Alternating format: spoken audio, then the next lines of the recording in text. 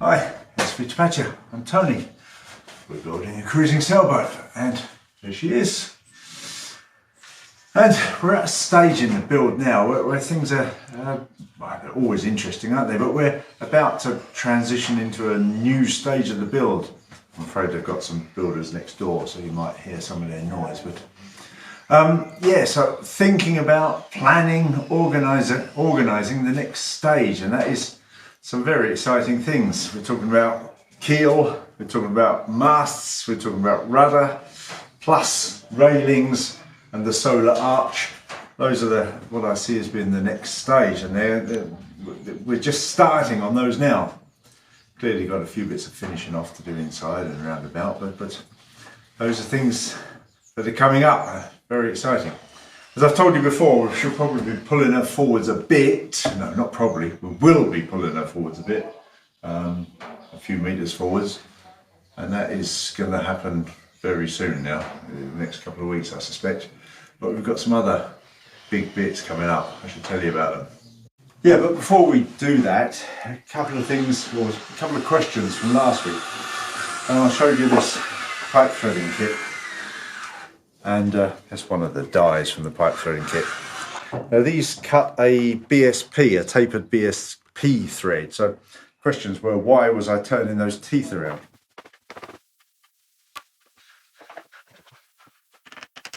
These dies are made that this part is just the guide. The teeth only are that much of the die, and this section is just the guide. So it's designed to go over the pipe, guide it onto there, and then cut the thread on the pipe. And remember, a tapered thread.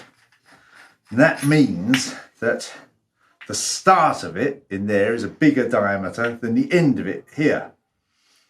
But you remember last week I was cutting on a very short piece of brass pipe, and when I screwed it in there, it disappeared completely into the die, so there was no way of holding it. So what I had to do was take the top off, turn the teeth upside down so that the bigger diameter was on this side and the smaller diameter in there. And also they're numbered, these teeth, 1, 2, 3, 4. So when you turn them upside down, you have to swap 2 of them over to get the order right. But that way I could cut the thread that way around without the guide section, but I could hold that short length of pipe and cut a thread. So that was why I did that. Hope that answers the question. So this week's mainly been about continuing with the cabin sole, working on those boards. Is the next section of board. This one's got 5 coats of varnish on. And with these boards, the important thing is to make sure that the short strips line up athwartship and a parallel midship. On the larger boards, it's important that the strips are centralised on the centre line. I drew a centre line up the middle of those boards. Then just glue them on, fill them, sand them back, and varnish them. And it's a time-consuming business. Basically, you get 1 coat of varnish on per day, and I'm building up 7 coats on there. The first coat is thinned 50-50. After that, they're full strength, 7 coats in total. But that one's nearly done. 5 coats, as I say, on there, 2 to come. But as I said earlier, some big things being thought about. 2 big things in progress. I'm planning the rudder. I say planning, obviously the boat plans come with a rudder design, but there are various opinions from other builders of these boats about changes to that rudder. So I'm trying to come up with a rudder that I think will work for me. It's based on Mr. Benford's design, but takes into account the other thoughts. And to do that, you remember I had this bench here. There was a couple of, you may not know, but it was a couple of sawhorses, ancient sawhorses. They were actually in this house when we came here. And they had a slight twist in them. They weren't quite in line. And for the rudder, it's essential that it's straight. So first thing I did was to build this table here, this bench table, whatever.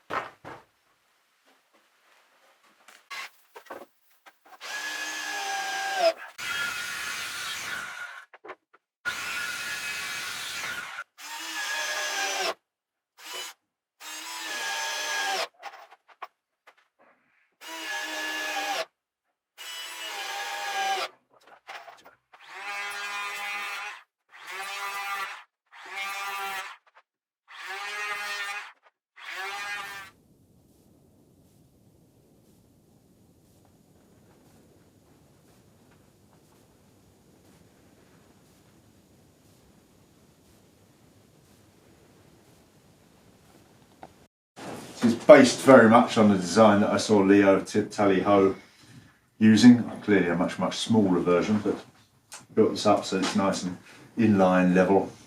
I had just built it out of scrap wood that I had laid about. Some red pine that's left over from when I built the stairs in the house.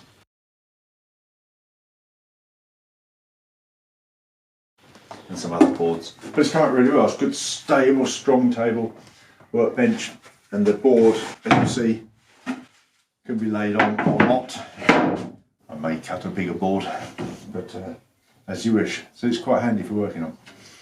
And then Kerry and I, if you walk up here, this may not look very exciting, but this is 4 sheets of 15mm ply, which is mainly for the rudder. Got 4 sheets of 15mm, so it's the start of the rudder. One of them you'll notice is smaller. We cut that down so that it fits in the base of our little trailer.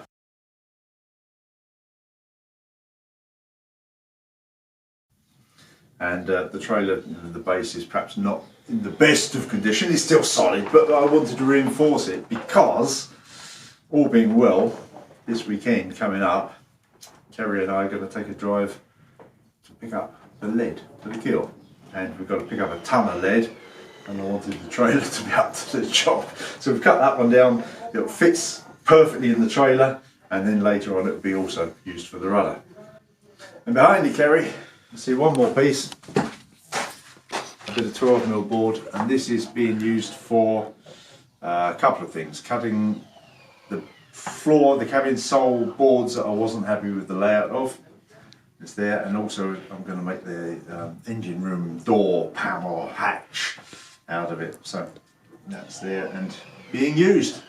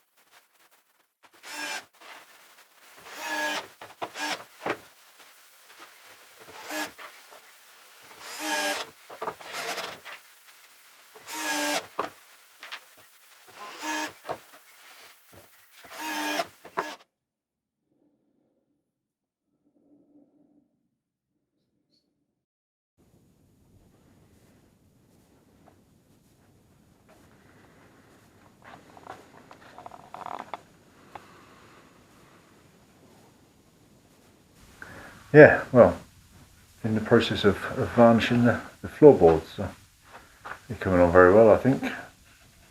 This board here has just had one coat of thinned, the first coat of thinned varnish on there.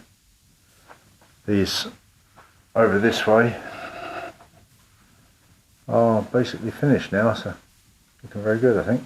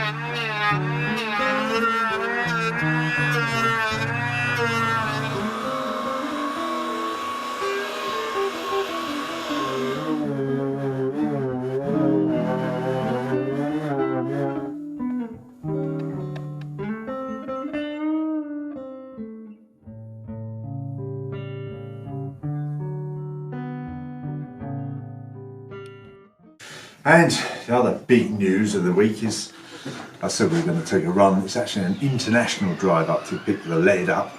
And yesterday I had my first coronavirus vaccine. My arm's a bit sore. And in order to take this international drive, later on Kerry and I have got to go and get tests, negative tests, and we'll see. I had the vaccine yesterday, we'll see if I manage to get a negative test. If not, we won't be going up to get the lead this weekend, but we'll see how it goes. That's it for now. Thanks for watching. See you next time, hopefully with a pile of lead. See you then. And I can now quite categorically tell you that you cannot get a negative COVID test the day after you've had your vaccination. Not really a surprise. In fact, not within 10 days. So the lead picking up trip will have to wait. Put it back a couple of weeks and we'll get it. Thanks for watching. Give yourself a thumbs up. Hit that subscribe button please. And see you next time. Bye.